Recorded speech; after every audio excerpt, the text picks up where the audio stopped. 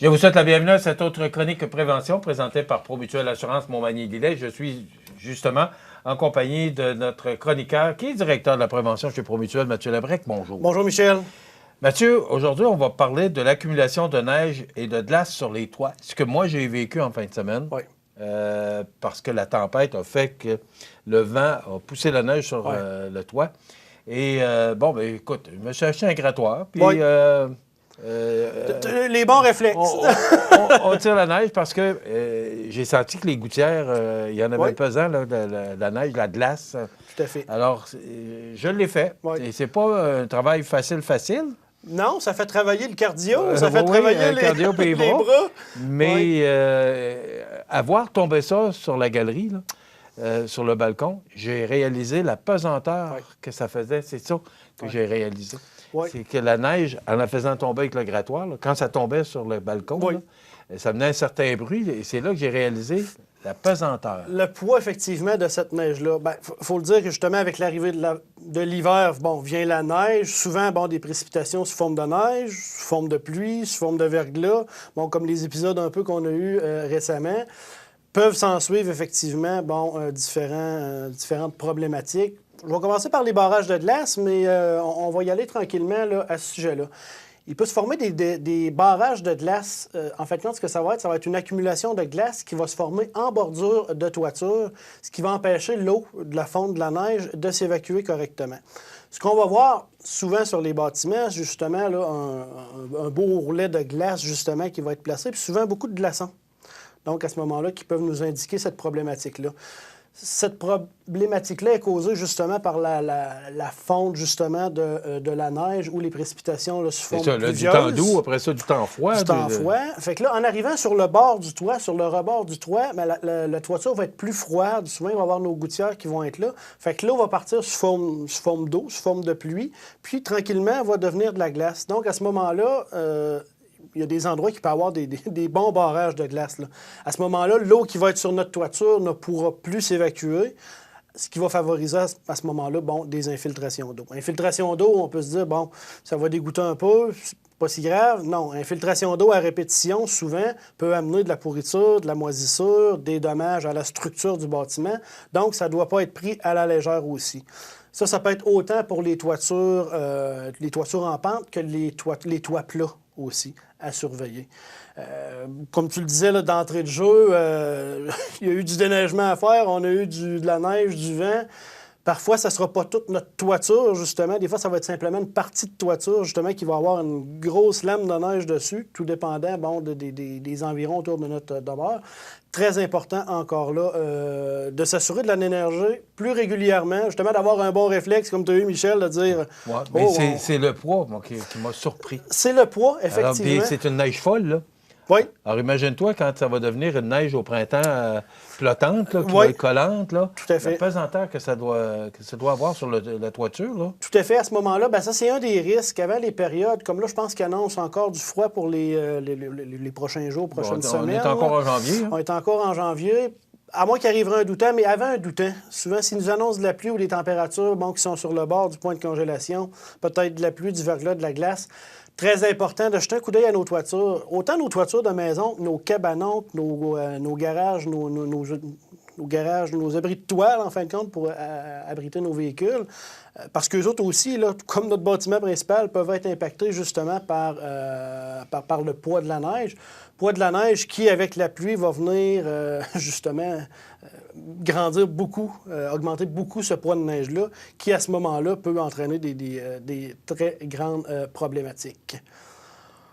Nos toits enneigés aussi, tout dépendant des toitures, comme par exemple, moi, à la maison, il y a tellement de vent que puis j'ai pas, par exemple, j'ai juste un toit. Il y en a, par exemple, qui peuvent avoir des toits à différentes hauteurs. Par exemple, des fois, une maison, on va avoir un garage qui va être accolé à la maison, peut avoir une différente hauteur. Donc, à ce moment-là, il y a certaines parties du bâtiment, par exemple, à la jonction, qui pourraient être davantage susceptibles d'accumuler de la neige.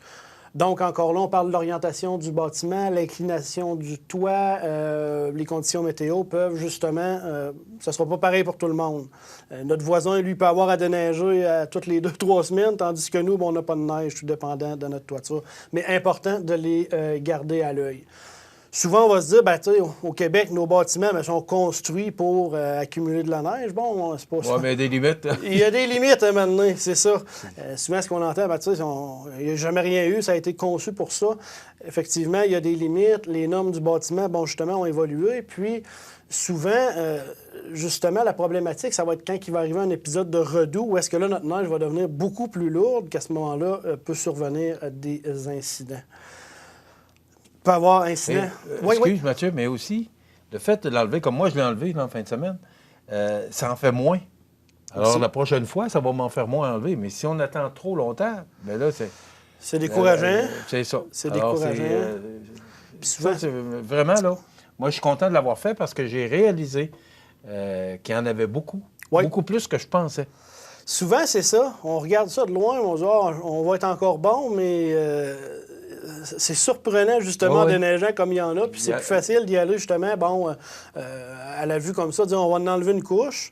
Parce que souvent, ce qui va arriver aussi, c'est que, bon, il va arriver un épisode de pluie. Là, on se dit, ah, bon, ça va avoir descendu un peu. Là, il y a une couche de glace, il retombe de la neige. Là c'est vraiment difficile à ce moment-là de retirer tout ce poids-là là, avec nos pelles. Puis, sans compter les risques aussi reliés des fois à déneiger aussi.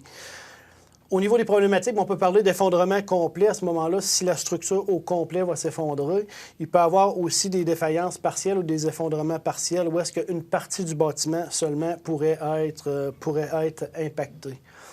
Pourquoi? Il y en a qui sont plus susceptibles justement de s'effondrer. Non-respect des exigences du Code du bâtiment. Donc, si le bâtiment n'a pas été construit selon nos normes ici au Québec, au Canada. Problème de construction, problème de maintenance aussi. Par exemple, si on a délaissé, bon, justement, la maintenance ou l'entretien de nos toitures, des différents éléments de notre structure. L'absence d'inspection. C'est important aussi de jeter un coup d'œil des fois à notre toiture, monter dans le grenier, regarder, bon, y a-t-il des problématiques, y a-t-il des infiltrations d'eau? Est-ce que mes trosses, est-ce que ma structure de toit est en forme? S'assurer aussi que le poids, justement, de la neige, parce que des fois, ça va être justement juste une partie du bâtiment. Là, à ce moment-là, s'il pleut, bien, cette partie de bâtiment-là va être d'autant plus impactée parce que l'autre bord, la répartition du poids ne sera pas égale. Donc, à ce moment-là aussi, de faire attention à ça. Au niveau du déneigement, oui, ça peut être une tâche qui va paraître simple. Par contre, ça peut être risqué aussi. Ce que tu as fait, Michel, justement, d'acheter, de déneiger, je pense, à partir du sol avec si on veut une perche avec une pelle au bout. Oui, un grattoir. Un grattoir, c'est ça, un grattoir. Oui. Ça va être justement, on reste les 2 pieds au sol, ancrés au sol. Oui, à ce moment-là, il y a moins de danger. Ça a 16 pieds et demi qu'on peut les tirer. Oui, oui. Alors, pas besoin... moi, surtout que les hauteurs, c'est pas ma force. Ouais. Alors, c'est quand même assez long, puis je n'étais pas étiré au bout. Là. Oui. Sauf que c'est quand même assez lourd, là, mais c'est un outil qui travaille très bien. Tout à fait. Et tu fais glisser la neige sur le balcon, puis après ça, tu la prends sur le balcon, tu la jettes sur le terrain. Mais réellement, là, j'ai réalisé l'importance de faire cet exercice-là, de vérifier vos toitures. Tout à fait. Parce que, comme je l'ai dit, j'ai été surpris de voir la quantité de neige.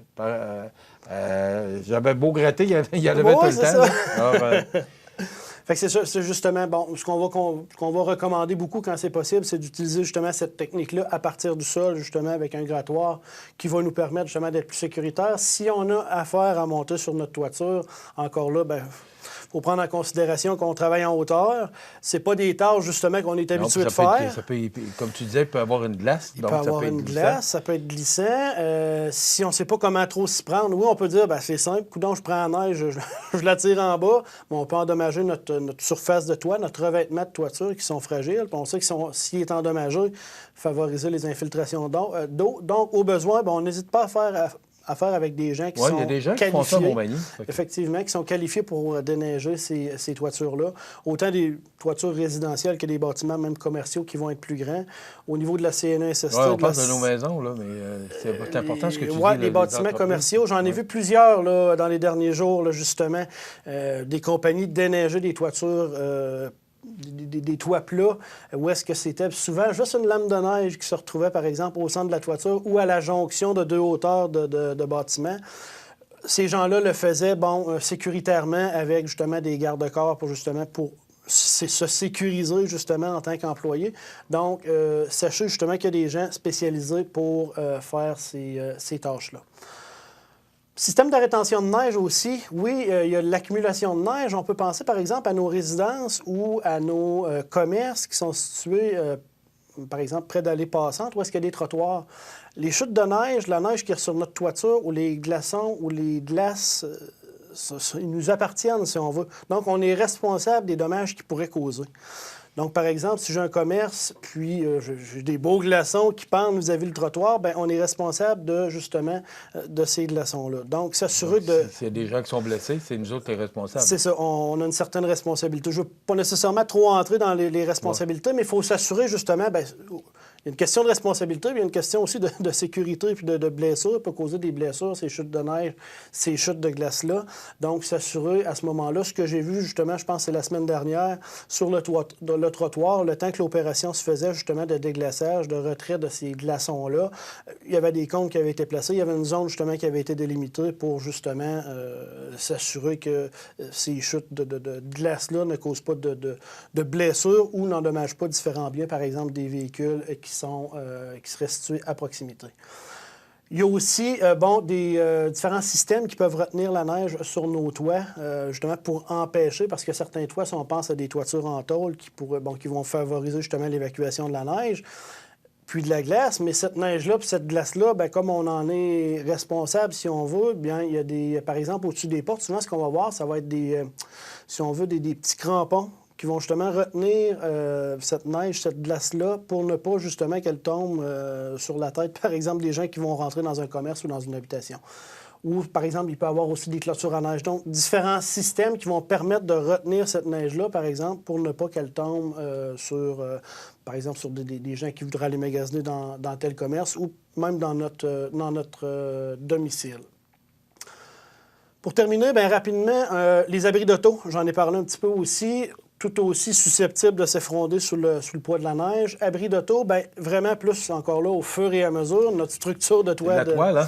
C'est de la toile, c'est une structure qui est moins solide, en fin de compte, que nos bâtiments, que nos dépendances.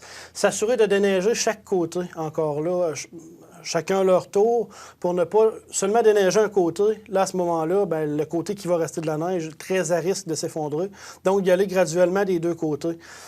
Tous les ans, pratiquement, il arrive des incidents où est-ce que les gens vont le déneiger de l'intérieur.